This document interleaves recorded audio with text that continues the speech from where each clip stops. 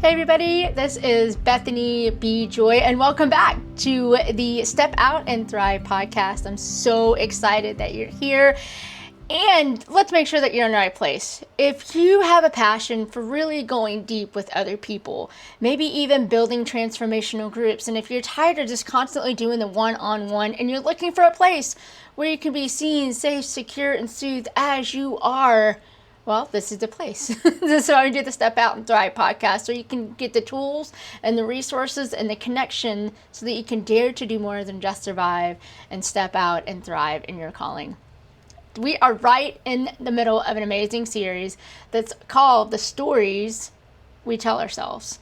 All about these stories that we tell ourselves. Maybe these stories we've told ourselves since we were kids. Some of these things we're like, oh, well, I probably don't believe anymore. And then we're talking about some of my stories. I'm being vulnerable to prove to us that we do have some stories that we do still say. Even if we don't think we believe it down deep, it still rings true. It still brings up some emotions. And why are we sharing this? Because when we're with clients, when we're in groups, when we're with our kids, people are telling themselves stories. We tell ourselves stories. So just be aware. And then how do we reframe that for someone? And how do we ask curious questions? And so I'm sharing from my examples and my experiences here, just to give you an idea of some stories that we do tell ourselves. And then maybe some reframing ways that we can use to reframe those stories. And so today, focusing on called without credentials. Oh my goodness.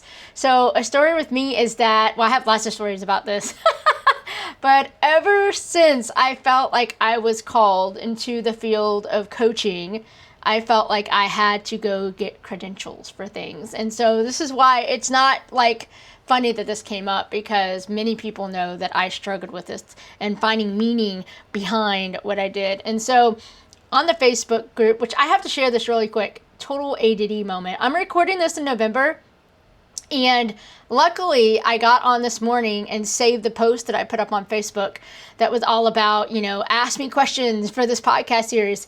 Y'all, Facebook just banned me. I got this message that came up and said, hey, your account has been blocked. And I'm like, what? And so I had to put this appeal in. So I don't even know if I'm going to get my Facebook back. So that could have been my last post on Facebook. I don't know. And stuff. I don't even know what I did. So that's interesting. So there's that. So luckily I saved that post and copied it into my Evernote. So I actually have these questions still, because I didn't do that as of like 9 a.m. this morning. So there's some side fact for you. So even if you're really good, Facebook can still ban your account. So be careful. But these are the two questions that I'm going to be addressing today. And thank you again for those who submitted these. The first one is, do you recommend Compel or courses for writing? And that was by Karen. So Karen, thank you so much for that. And the second one was, what is your writing advice and what inspires you? And Aubrey was the one that mentioned that. And so I'll be addressing both of those here. And just a side note, I was on Compel for a while, and I'm still in Hope Writers. And so I'm in several different writing and speaking groups. Love what I get to do, but I'm going to talk more about where that can kind of hang some of us up, and the craving for more certifications. I'm not against it. I'm not 100% sold on all the kind of certifications and programs you can have either. So we're going to talk more about that. But the story about me is, I already mentioned, ever since I can remember, I wanted more certifications. I wanted other ways of making sure that I was trained, that I had the full advantage of making sure that I could be safe with people as a coach. You all, if you guys go to my website, you guys will see I have so many different certifications. And I'm not just like tooting my horn. I don't mean it like that. there were several things that I probably took that I didn't need to take, that I just was proving to myself I have to have everything possible so that I don't cause harm to somebody. That was the biggest thing that was going through my mind. So I would go through all of these certification. I'm a certified abuse recovery coach. I'm a certified mental health coach. I'm a certified addiction recovery coach. I'm a certified think differently coach. I'm a certified disc consultant. I'm a certified groups coach. I'm a certified professional life coach. Y'all, I did not need all of those certifications, really. And a lot of the best training I've gotten has just been getting to be a part of groups. And so I say this with a grain of salt because I'm going to share this more. If you are doing certifications to earn your value, that's when I want you to get curious. That's what I realized I had to get curious. And for me, it was one of those adventures that I still remember. I was submitting a writing, and I'm going to use that as an example because that was mentioned twice, and I'm in the process of writing another book right now, which I'm really excited about. And I mention this because the greatest moment was after I submitted a first writing piece, and it was for a writing conference. And back then, I couldn't afford it. I mean, let's face it, even today, I can't afford a lot of these amazing conferences. But back then, I really couldn't afford it at all. But I really wanted to go to one of these writing conferences. And so I went and set a piece of writing, and it had to be a vulnerable piece, and it had to be something that was based on your personal life experience. So I sent a very vulnerable piece in, not expecting anything back. I still remember that day when I was standing in line, and me and the boys actually got gifted presents for Christmas because that was one of the first years that I was trying to operate as a single mom, and I just didn't have a whole lot of extra cash for gifts. And so somebody gave our name, or my name, and the boys' name to this organization. So I was standing in line to get gifts, and I'll never forget it. I got the notification that came in by text message. Bethany, you were selected and you got a full scholarship to this writing conference. I literally almost cried in line. I could not believe it. And I remember actually getting into this conference, meeting some of the people that nominated me, and they said, you really do have a gift for writing. Now, keep that in mind. I had gone to several different groups and conferences, and I've had some great experiences. But that one moment changed a lot because I literally sat on the other side of the table from some amazing publishers. And they all told me a very similar story. They're like, Bethany, there's a lot of writers that give up just short of their dream. A lot of writers think that they need one more certification. A lot of writers think they need one more editor, one more draft, one more whatever. And they're not confident in what they already have. And I promised this one publisher, and I ended up not submitting my piece to them because I didn't have the confidence back then. But I made a promise to this one publisher that I would continue just being myself. And I made the promise right then that I would not go to another writing conference, not go to another certification class, for writing at least, for another year and a half. And they just encouraged me to write. And it's probably the best thing, actually, that somebody has ever told me to do. Because it really gave me a chance to just sit with my love for writing again. Instead of writing to get to somewhere, I got to write just to be free. I got to write to express. I got to write to connect. So the reason I share this story is because the lie that I believed for the longest time was that I need someone else's permission slip to call myself a writer or a speaker or a leader. So I was waiting for someone else's permission to say that I'm a writer, that I'm a speaker, that I'm a leader. And I'm wondering if anybody else out there can relate to this. I know that I still find myself falling in that trap. I'm in the process of right now really launching out there my speaking and applying to stages and, looking at conferences. And there's still that little voice in me that says, who do you think you are? why are you trying to do this TEDx talk? Why are you trying to get on this conference stage? Who do you think you are? Why are you trying to? You don't have enough talent. You don't have enough certifications. You don't have enough messaging. And I've had to talk back to that voice, and I've had to talk back to that little lie. Because I do. And you do. It's not just me. It's you on the other end watching, listening to this podcast. You have what you need right now to share your message, to write your message, to lead those who need leading in your life. And so with that being said, how can we reframe this? And just in case you're wondering, yes, I'm still on my note-taking journey. And so I keep on looking over here to make sure that I stay on track today. So what I said, I had two ways of reframing this. Number one was callings aren't conferred by institutions. They are revealed through obedience and fruit.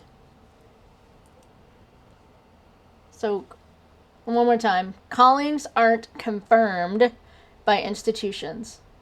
They're revealed through obedience and fruit. And the fruit being the fruits of the Spirit, the fruit being what we're walking out in, the fruit being that moment of standing on stage and feeling completely alive, that moment of feeling deep connection with the audience that I really couldn't see, that moment of writing where I just felt like the words were flowing and it came at such a way that I just couldn't believe what was happening. And then to get that message back and an email back from someone that felt like those words were just for them. Or that moment of stepping up into coaching and being with a group and hearing back, wow, Bethany, we really needed that time to just listen to Jesus with you together, and we needed somebody like you to lead it. Those are those fruit moments. Again, it's not having somebody saying, yes, I certify you to do this. It's more of, where do you feel the most alive? Where do you see the most fruit? Where do you see God already moving and going to that place? And number two, reframing, is my lived experience is my greatest credential. My lived experience is my greatest credential. It's so true, because so many times, and I work with some speakers too, which is kind of funny. I think it's funny still. That's a story that I still tell myself. But I get to work with speakers and they go, Bethany, I don't have any stories. I don't have any messages. And they're comparing themselves to some other people. And I'm like, wait a second. You do have a story. Last time I checked, you woke up this morning. What did you do? What happened? Who is in your life? What trips have you taken? What longings do you have? What needs has God met in your life? We compare our story against so many other people. We don't need that. God has already given us a story to share. And that is part of the reason why I do tip community groups, is because it allows people to really go deep in their story. And sometimes we have our groups in a way that we sit with people and we get to ask curious questions. Sometimes we go, wow, when you share that part of your story, I noticed this emotion rising up in me. And maybe for the first time, you're not alone in your own story. Maybe for the first time, you invite others into your story. Maybe for the first time that you realize the goodness that God is doing through the life that you've already been living. You have the credentials because you are the one that is living the life that only you can. So I want to double check and make sure that I answer the questions. One was about the Compel. Do I recommend Compel or not? I recommend find the group that makes you feel the most alive. Find the group that knows who you are, where you want to go, and stretches you to trust God even more. And the second thing is, what is your writing advice? My writing advice for anybody who really wants to write is to give yourself a place where you can write for fun. So many times I've run into writers that quit blogging or quit writing or quit whatever they're doing because it gets boring to them, because they no longer want to write for this audience, because they're determined that their worth is based on clicks or subscribers or email replies. And I asked them what made them become a writer to begin with.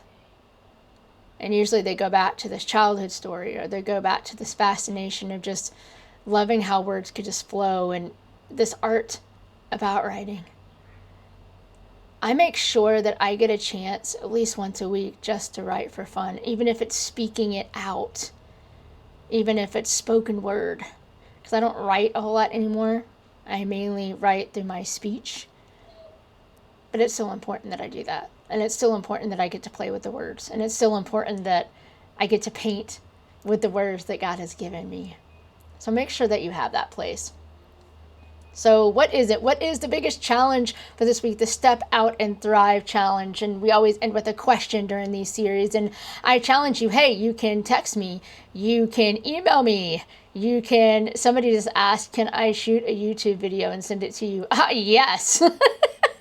I love that. However you want to do this, and you can even, if you're getting this in your email box, which some of you all do once a week, if you're subscribed to my Substack, my bite-sized encouragement, you get these right in your email boxes. So you can actually go and comment on the post. Imagine that. It's like a community. Not that I have a fascination for groups or anything like that. Anyway, here's the question for this week. The question is, what if the only permission slip you were waiting for is the one that you need to write for yourself? Now, I'll be honest with you, I got that from Brene Brown because I love the permission slip stuff. So if that is not my own, thank you, Brene, for that amazing question.